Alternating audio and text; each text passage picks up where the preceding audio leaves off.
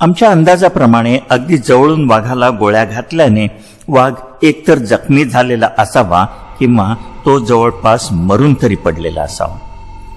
आम्ही झोपडीत जाऊन त्या तिघांना काय घडलं ते सांगितलं व त्यांचा निरोप घेऊन आम्ही टागारतीला निघालो. जाता जाता आम्ही दोघांनी आसपासचा परिसर छानून पाहिला, पण रक्ताचा एक थेंब सुद्धा दृष्टीला पडला नाही. अगदी जवळून गोळ्या घालून वाघ सही सलामत निसटला होता. गोष्ट पचनी पाडायला कठीण होती, पण तेच सत्य होतं. आम्ही दोघं अत्यंत निराश झालो होतो. तोंडाशी आलेला आमचा घास हिरावून घेतला गेला होता. माझा अनुभव होता, एका ठिकाणी जर वाघावर गोळी चालवली गेली तर वाघ त्या त्यागी परतून येत नाही व तिथून लांब निघून जातो. पण हा हैवान जगावेगळा होता. दोनदा त्यानं आमचा अपेक्षाभंग केला होता. तो मृतदेहाजवळून गेला व पुन्हा परत आला होता आणि दुसऱ्यांदा भक्ष्याचा मार्ग मोकळा असताना तो त्यावर ताव मारायचं सोडून डॉक्टर स्टॅनलेच्या पाठीमागे गेला होता. 99% चान्स तो न येण्याचा होता, पण मी तो 1% चान्स घ्यायचे ठरवले. मी जागच्या जागी थांबलो. डॉक्टर सुद्धा थांबला. मी त्याला माझा इरादा सांगितला. डॉक्टर स्टॅनले सुद्धा मुरलेला शिकारी होता. त्यालाही हे पटलं. आम्ही पुन्हा झोपडीकडे परतलो. त्या तिघांनी स्वतःला झोपडीत कोंडून घेतलं होतं. आम्हाला इतक्या लवकर परत आलेलं बघून त्यांना आश्चर्य वाटलं होतं व आमचा हेतू ऐकून त्यांना आनंदही वाटला होता. पण त्यांनी स्पष्ट सांगितले की वाघ आता यायची शक्यता नसल्यास जमा आहे आणि तो वाघ आता आपल्यापासून कित्येक मैल लांब गेलेला असणार.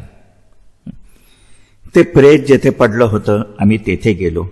मगाशी मी ज्या झुडपामागे लपलो होतो ते सोडून तेथे लपायला दुसरी कुठलीही जागा नव्हती. एखादं मचाण बांधणं शक्य नव्हतं व तेवढा वेळही नव्हता. त्या झुडपात लपून बसणं म्हणजे आत्महत्या करण्यासारखं होतं. दिवसाढवळ्या यापूर्वी मी तसं केलं आहे, पण रात्र झाल्यावर तसे करणे खूपच धोकादायक ठरले असते. रात्री वाघाला चांगले दिसते. माझे अस्तित्व पटकन उघडे पडले असते. बरं, 2 बंदुकीचे भार ऐकून जरी तो परतला तरी यावेळी तो खूपच सावध असेल. त्याची चाहूल मला लागणे फारच कठीण. काय करावं? माझ्या पुढे गहन प्रश्न पडला.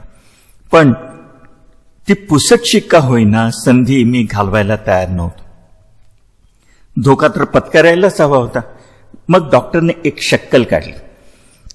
त्या 2 स्त्रिया व पुरुष यांच्या मदतीने त्या प्रेताशेजारी एक खोल खड्डा खणायचा व त्यात बसायचे.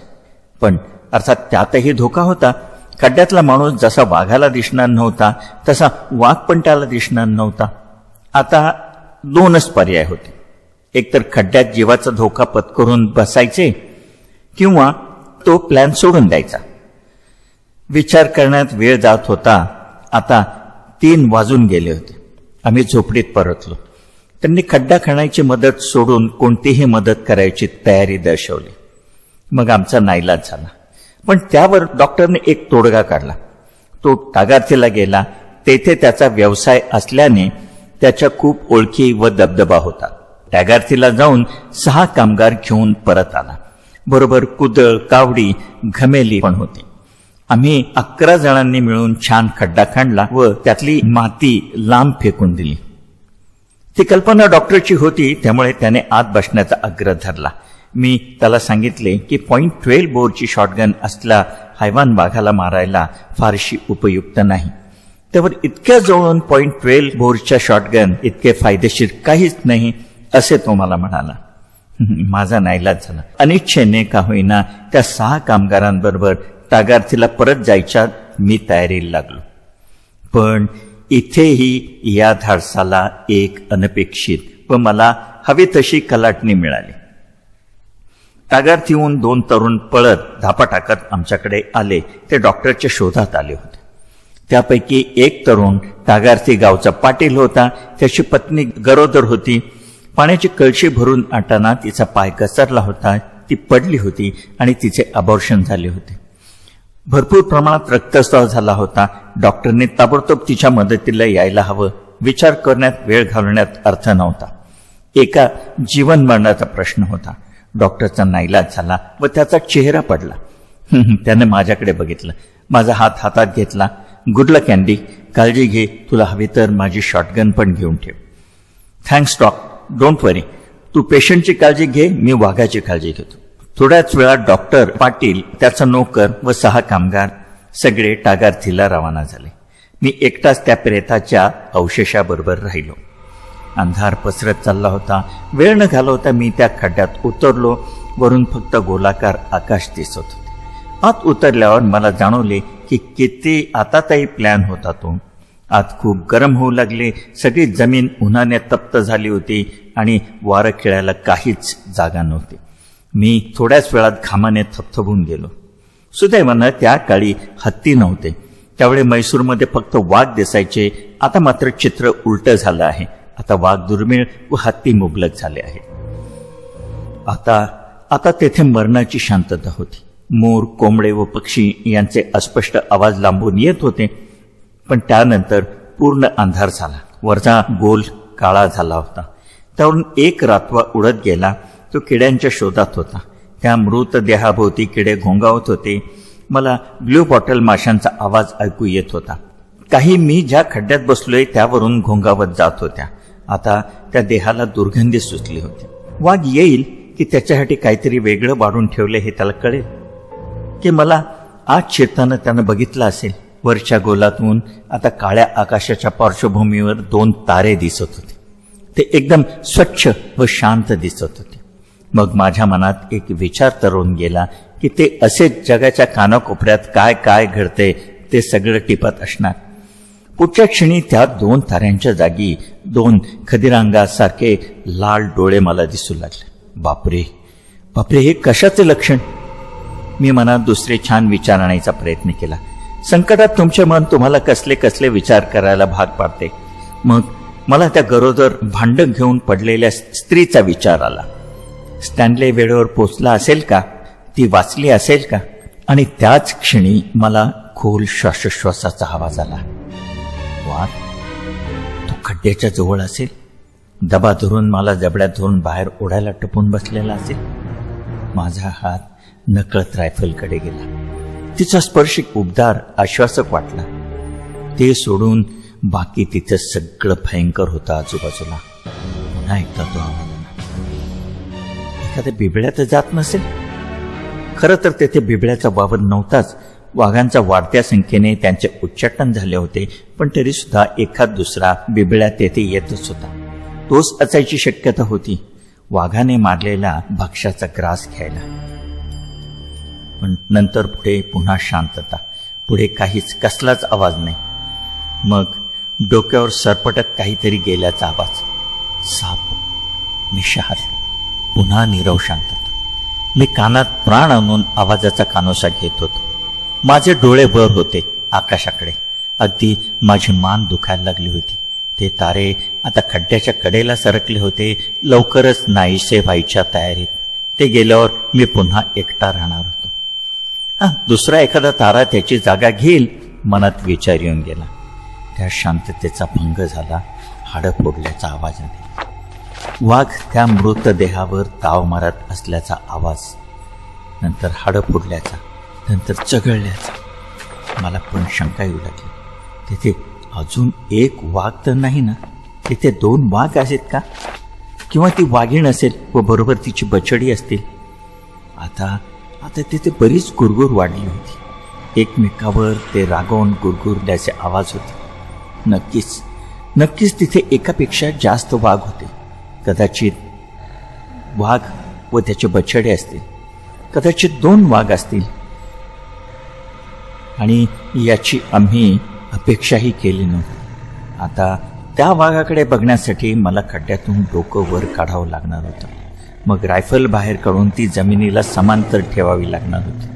मग नेम धरावं लागणार होतं. तसं करताना किंचितही आवाज न होऊन देण्याची पराकाष्ठा करावी लागणार होती.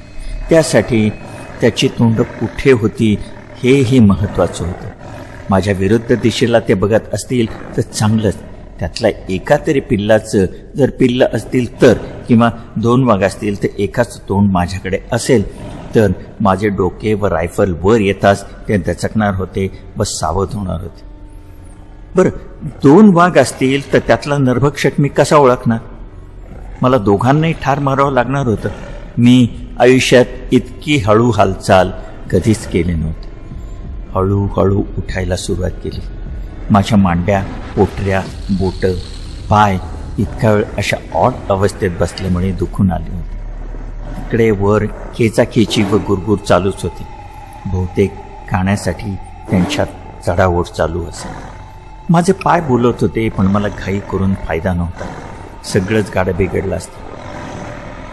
माझे डोळे खड्ड्याच्या जमिनीच्या कडेवर आले. त्याची गुरगुर वाढली. माझ्या पोटात गोळा आला. एक प्रचंड वाघ पोटावर पडला होता. पोटच्या दोन्ही पंजात पकडलेला मांसाचा की हाडाचा तुकडा खात होता. तसाच दुसरा एक वाघ त्याच्यापासून काही फुटावर बसून पहिल्या वाघाकडे उत्सुकतेने पाहत होता आणि त्याचे तोंड माझ्याकडेच होते. माझं वर आलेल्या डोक्याकडे त्याचे लक्ष गेलेच. दचकून एक चमत्कारिक आवाज काढून तो स्प्रिंगसारखा चारी पायावर उभा राहिला. मी रायफल खालून वर काढतच होतो. आता दोघांपैकी कुणीतरी माझ्यावर हल्ला करणार याची मला खात्री पटली. मला कळेना, 2 वाघ असल्यामुळे त्यातल्या एकाला मी मारले तर दुसरा मला घोळवणार होता. त्यात धोका होता. मी पुन्हा पटकन खड्ड्यात लपलो. हे काही सेकंदातच घडले. आता गंमत अशी झाली, दुसरा वाघ जो खात होता त्याने आपल्या पार्टनरला टुनकन उडी मारून धडपडून उभं राहताना बघितलं. त्याला वाटलं त्याला त्याच्या खाण्यातला वाटा हिसकावून अटॅक करण्यासाठी तो उभा राहिला आहे. त्यामुळे तो नरभक्षक गर्जना करून त्याच्यावर तुटून पडला. हे माझ्या पथ्यावर पडलं होतं. ही संधी मी घ्यायचं ठरवलं. मी पटकन रायफल उचलली व उभा राहिलो. पण त्या दोघांच्या धुमश्चक्रीत एवढी धूळ उडाली होती की मला काहीच दिसेना. पण जेव्हा धूळ बसली तेव्हा एकही वाघ तेथे नव्हता. न कसला आवाज मला कळेना. जर दुसऱ्याने पहिल्याचा पाठलाग करत ते तेथून गेले असते तर काहीतरी आवाज यायला हवा होता. समजा दोघांनी माझं डोकं बघितलं असं धरून चालू, तरी सुद्धा काहीतरी गुरगुर कानावर यायला हवे होते. पळतानाचे आवाज तरी. पण आता जंगल शांत होतं. हे सगळं चमत्कारिक होतं. जर दुसरा वाघ पहिल्या वाघाला पळवून लावायला गेला असेल तरी तो राहिलेलं भोजन करायला परत येईल अशी मला आशा होती. म्हणून मी तिथे तसाच बसून राहिलो. पण व्यर्थ. अर्धा तास झाला असेल. अचानक मला एक आक्रोश ऐकू आला. एका बाईच्या किंचाळण्याचा आवाज, त्यानंतर हुंदक्याचा दबका आवाज येत राहिला. मग पुन्हा शांत झालं आणि जरा वेळाने पुन्हा मदतीसाठी कुणीतरी ओरडू लागलं. ते आवाज एका पुरुषाचा व त्या दोन्ही स्त्रियांपैकी एकीचा होता व तो झोपडीकडूनच येत होता. मी अंदाज केला. झोपडीतल्या एका स्त्रीचा बळी गेला असावा. ते दोघे पाठलाग करीत झोपडीवरून जाताना त्यांनी हा हल्ला केला असावा. मग तो आज झोपडीत गेला कसा काय? खरं तर तो वाघ इतका भुकेला पण नव्हता. नुकतीच त्याने आपली भूक भागवली होती. सगळं गूढ होतं. मला कळेना काय करावं. आहे तेथेच थांबू की बाहेर पडून झोपडीकडे जाऊ? आता तो इथे पुन्हा यायची शक्यता नव्हती आणि आता त्याचा पाठलाग करण्यासारखी परिस्थिती पण नव्हती. अजून उजेडायला वेळ होता व बाहेर सगळीकडे अंधार होता. मी तेथेच राहायचं ठरवलं. त्या नरभक्षकाने पाठलाग करून ज्याला हुसकून लावले होते, जरी तो नरभक्षक नसला तरी त्याच्या नादाला लागून तो तसाच पुढे व्हायची शक्यता नाकारता येत नव्हती. मी अत्यंत कष्टमय परिस्थितीत उरलेली रात्र घालवली. लाल मुंग्या व इतर किडे यांना ती माझी लपण्याची जागा आवडली. 4 वाजेपर्यंत सर्वत्र शांतता होती. नंतर तेथे एक तरस आले. समोर अन्न आहे, पण त्याच्या मालकाची भीती पण आहे. भय आणि भूक दोन्ही गोष्टीमुळे काय करावे हे त्याला कळेना व तो चित्रविचित्र आवाज काढत अवतीभोवती फिरत राहिला. त्याच्या त्या गमतीमुळे झोपडीत घडलेल्या दुर्घटनेचा मला विसर पडला. याबद्दल काही करता येत नाही म्हणून जी अपराधीपणाची भावना किंचित झाकोळली गेली. आता माझ्या डोक्याच्या खड्ड्यातल्या वरच्या वर्तुळ हळूहळू प्रकाशित होत होते. मी प्रथम माझी रायफल बाहेर ठेवली आणि नंतर दोन्ही हात काठावर ठेवून त्या अत्यंत खडतर जागेतून बाहेर आलो. मी थोडा वेळ हात पाय हलवले, स्ट्रेच केले व शरीरात रक्तपुरवठा व्यवस्थित चालू झाल्याची खात्री केली. आता मला त्या झोपडीत काय घडलं हे बघायची उत्सुकता व काळजी पण लागून राहिली होती. अत्यंत भयभीत असं ते जोडपं अजूनही भेदरलेल्या अवस्थेत होतं. त्यांनी मला अत्यंत हृदयद्रावक कथा सांगितली. त्या तिघांनी एकाच झोपडीत झोपायचं ठरवलं. ती झोपडी होती 12 बाय 12 फुटाची आणि ती त्यातल्या त्यात सुरक्षित झोपडी होती. तो इसम व त्याची पत्नी शेजारी शेजारी पण झोपडीच्या मध्यभागी झोपले होते. त्या मृत बळीच्या पत्नीला त्या दोघांजवळ झोपणे प्रशस्त व सभ्यतेला धरून वाटले नाही, म्हणून ती झोपडीच्या कडेला त्यांच्यापासून लांब झोपली, त्यांच्या पायाच्या दिशेला. भारतात झोपडीच्या भिंतीच्या तळाशी थोडीशी जागा मोकळी ठेवतात. त्याची 2 कारणे असावीत. एक तर हवा खेळती राहते व वाळवी वर चढून बांधकाम पोखरून काढू नये म्हणून. तो हैवान त्या दुसऱ्या वाघाला पळवून लावत इथपर्यंत आला. त्याचे लक्ष त्या झोपलेल्या स्त्रीकडे गेले. खालच्या मोकळ्या जागेतून त्याने पंजा घालून तिला बाहेर ओढायचा प्रयत्न सुरू केला. ती ओढू लागली व त्याच किंचाळ्या मला रात्री ऐकू आल्या होत्या. त्या किंचाळ्यांनी ते बाकीचे दोघे जागे झाले व तेही ओरडून मदतीसाठी हाका मारू लागले. पण तोपर्यंत वाघाने तिचे डोके व मान झोपडीबाहेर ओढली होती व तिची अन्ननलिका चावून तिला ठार केले होते. तिचा देह झोपडीबाहेर आत 2 बांबूमध्ये अडकला होता. पण त्याने ज्या शक्तीने शेतीला ओढले होते त्याने तो बांबू तिच्या शरीरात घुसला होता. अर्धवट आत व अर्धवट बाहेर अशी ती पडली होती. तिच्या किंचाळण्याने आणि नंतर त्या दोघांच्या ओरडण्याने वाघाने तिला सोडले होते व तो निघून गेला होता. त्या दुर्दैवी विधवा स्त्रीचा देह ज्या पद्धतीने माझ्यासमोर पडला होता त्याचे वर्णन करून मी तुम्हाला विचलित करणार नाही. ते दोघे नवरा बायको झोपडीच्या एका कोपऱ्यात घाबरून बसले होते.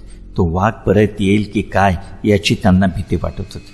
भयाने ते पार अर्धमेले झाले होते व आता बाहेर उजाडले असूनही ते तसेच घाबरून बसले होते. माझ्या पावलाचे आवाज ऐकून सुद्धा ते गर्भगळीत झाले. पण मी हाका मारून त्यांना मी आल्याचे सांगितले तेव्हा दार उघडून त्यांनी मला आत घेतले. पण ते प्रचंड घाबरलेले होते. त्यांना शांत करायला मला बरेच प्रयास पडले. मी झोपडीत गेल्यावर ते काळीच हादरवणारे दृश्य माझ्या नजरेला पडले. तेवढ्या डॉक्टर स्टॅनले व ती 6 माणसं तेथे आली. कालचा आरडाओरडा त्यांच्या कानावर गेला होता, पण रायफलचा आवाज न आल्याने वाघाने मला मारले अशी त्यांची धारणा झाली व ते घाईघाईने तेथे आले होते. माझ्या पहिल्या प्रश्नाचे डॉक्टरला अचंबा व कौतुक दोन्ही वाटले. डॉक्टर, ती गरोदर स्त्री कशी आहे? ती ठीक आहे, पण इथे हे घडले काय? माझ्या प्रश्नाला बगल देत त्यांनी विचारले. मी त्याला संपूर्ण कथा सांगितली.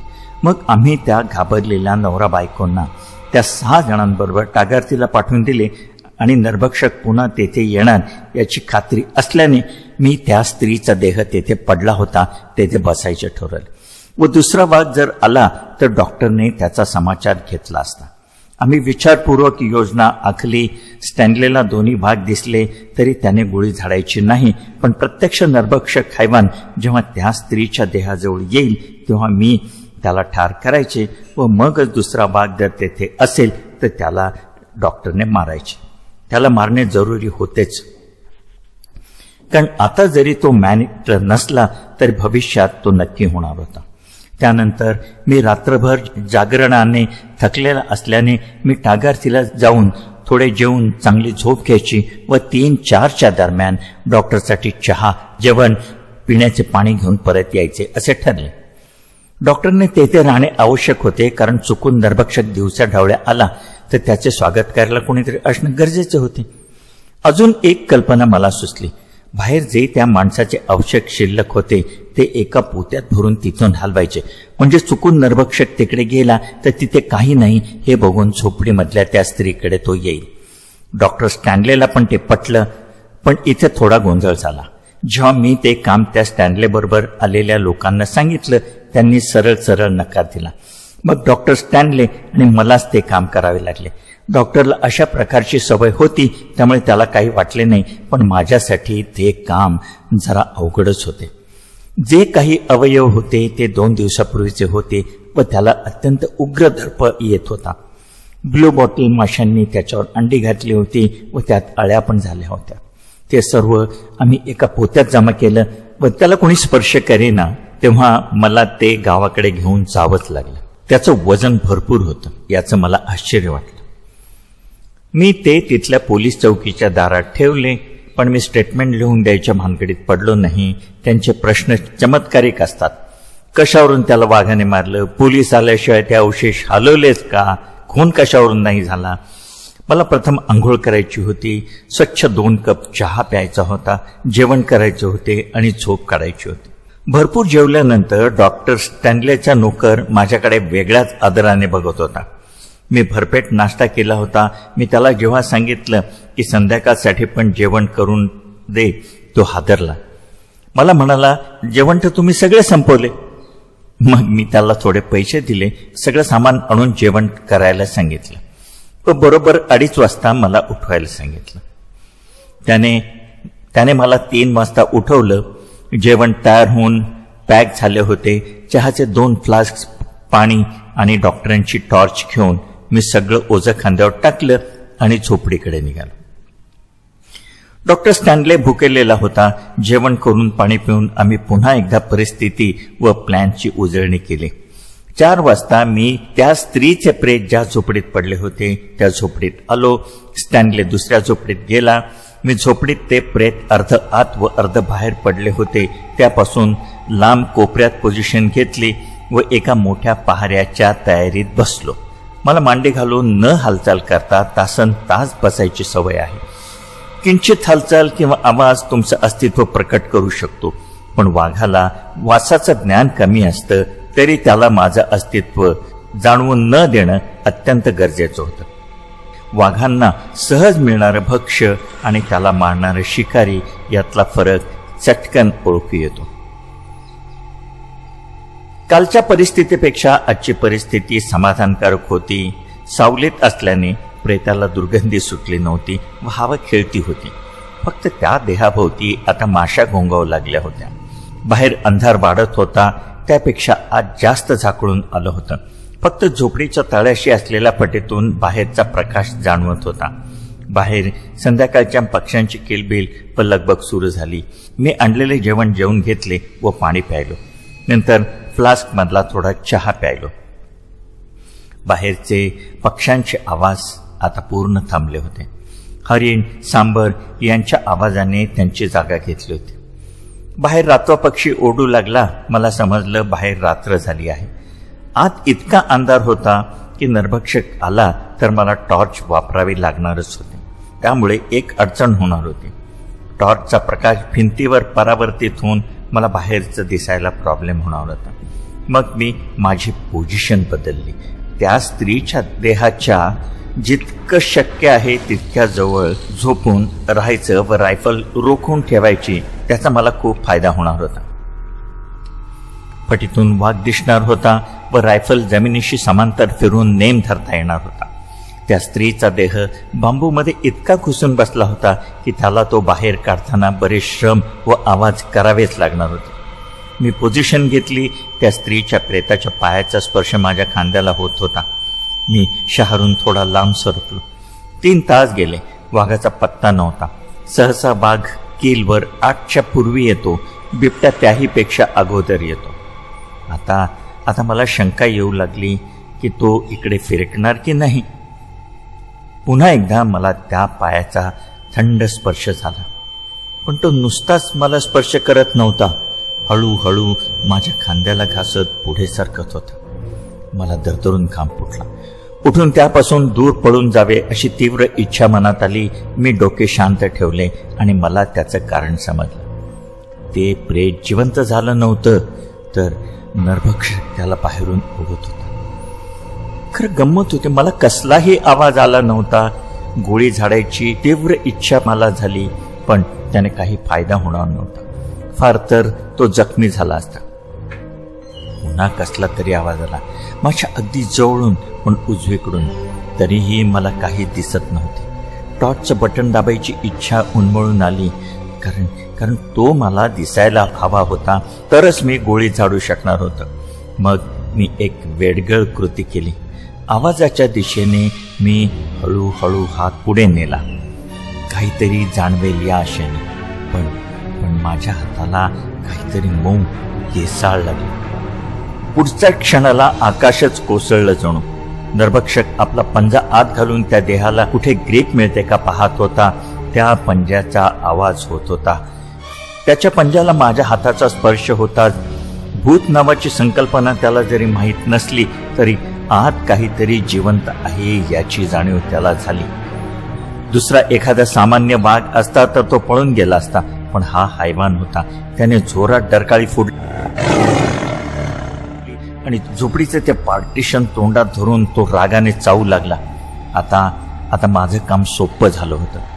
त्या पार्टिशनला एक भगदाड पडलं होतं. टॉर्चच्या प्रकाशात मला पार्टिशनची कड तोंडात धरलेला वाघ दिसला, अगदी काही इंचावर. माझी रायफल कडाडली. बुलेट त्याच्या मानेत घुसली. मग मी कलांडत तिथून दूर झालो. तो आता त्या भगदाडातून आत घुसत असताना झोपडीच्या दुसऱ्या टोकापासून अजून 2 बुलेट त्याच्यात घुसवल्या.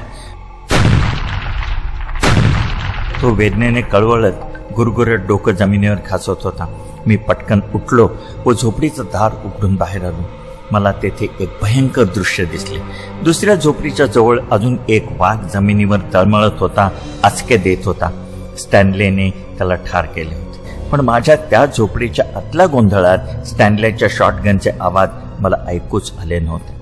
स्टॅनलेने मला सांगितलं, माझ्या गोळीचा व नरभक्षकाच्या गुरगुरण्याचा झोपडीच्या भिंतीवर त्याचा धडका देण्याचा आवाज जसा आला तर तो त्या झोपडीचा दार उघडून बाहेर आला. तर तेथे त्याच्यासमोर अजून एक वाघ त्याच्यापासून काही यार्डावर उभा होता. तो आपल्या वेदनेने कळवळणाऱ्या व बिबळणाऱ्या साथीकडे बघण्यात मग्न होता. काय करावे हे त्याला सुचत नव्हते. स्टॅनलेने शॉटगनच्या 2 बुलेट त्याच्या हृदयात मारल्या व त्याला आडवे केले. आमच्या अंदाजाप्रमाणे नरभक्षक हैवान नर नसून मादी होती. दुसरा तिचा प्रियकर. कागार्थी व बेलंदूरला ही खबर पोचताच बेलंदूरचा मांत्रिक स्वतःच वाघ मारल्यासारखा विजय मुद्रेने आला. आता तो सर्व मांत्रिकात श्रेष्ठ होता. त्याने केलेल्या पूजेमुळेच हे सर्व सहजपणे घडलं होतं. आता इथून पुढे त्याला बरेच कोंबडे, बरेच दारू मिळणार होते. मी त्याला थँक्स म्हणायला गेलो तेव्हा तो दारूच्या नशेत धूत होता.